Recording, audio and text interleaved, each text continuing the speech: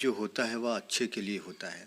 एक बार की बात है, एक राजा तलवारबाजी कर रहा था तो अचानक से उसके उंगली में कट लग गया। तो पास खड़े मंत्री अचानक बोल उठे, राजा साहब चिंता ना करें, जो होता है अच्छे के लिए होता है। यह सुनते ही राजा को गुस्सा आ जाता है। राजा उस मंत्री को कारागृह में बंद करने का आदेश दे देता है और बोलता है इसको फांसी पर चढ़ा दिया जाए। यह सुनकर मंत्री घबरा गया। उसने राजा से निवेदन किया, महाराज मैंने आपके यहाँ इतने वर्षों तक काम किया कि आप मेरी अंतिम इच्छा पूरी नहीं करेंगे। राजा बोला, ठीक है बताओ क्या है तुम्हारी अंतिम इच्छा। मंत्री बोला, कृपया मुझे 10 दिन का समय दीजिए, इसके बाद आप मुझे जो चाहे वो सजा दे दीजिए। राजा ने उसकी अंतिम इच्छा मान ली।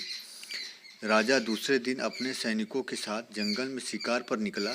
जंगल के बीच में राजा अपने सैनिकों से बिछड़ गए और रास्ता भटक गए। रास्ता ढूंढते हुए राजा वनवासियों के बीच पहुंच गए, जो बलि देने के लिए किसी को ढूंढ रहे थे। वनवासियों ने राजा को पकड़ लिया और वन की देवी को बलि देने के लिए ले गए।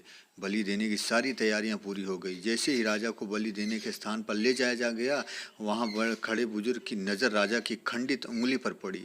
उसने आवाज़ लगाई कि ये तो खंडित है, इसकी बलि नहीं दी जा सकती। तो वनवासियों ने राजा को छोड़ दिया। जैसे तैसे वैसे वहाँ से निकला और अपने राज्य पहुँचा। सबसे पहले कारागृह में अपने मंत्री से मिलने पहुँचा। राजा ने मंत्री से कहा, आपने सही कहा था, अगर मेरी उंगली नहीं कटी होती तो मैं जिंदा नहीं होता, यानी जो होता है वो अच्छे के लिए होता है। राजा ने फिर पूछा, मेरा तो फायदा हुआ लेकिन आपका फायदा कैसे हुआ? मैंने तो आपको सजा दी। मंत्री बोला, मैं आपके साथ शिकार पर हमेशा रहता हूँ, उस दिन भी रहता, लेकिन मेरे खंडित नहीं होने के कारण मेरी बलि चढ़ जाती, इसीलिए मेरे साथ जो भी हुआ अच्छा हुआ। राजा प्रसन्न हुआ, लेकिन छोटी सी बात पर मंत्री को सजा देने का दुख भी हुआ। इसीलिए राजा ने मंत्री से कारागृह में निकलकर फिर से अपने साथ रख लिया। शिक्षा दोस्तों, अपने जीवन में बहुत सारे उतार चढ़ाव आते हैं। कभी कभी कुछ चीज़ें मन मुताबिक नहीं होती, इस कारण कभी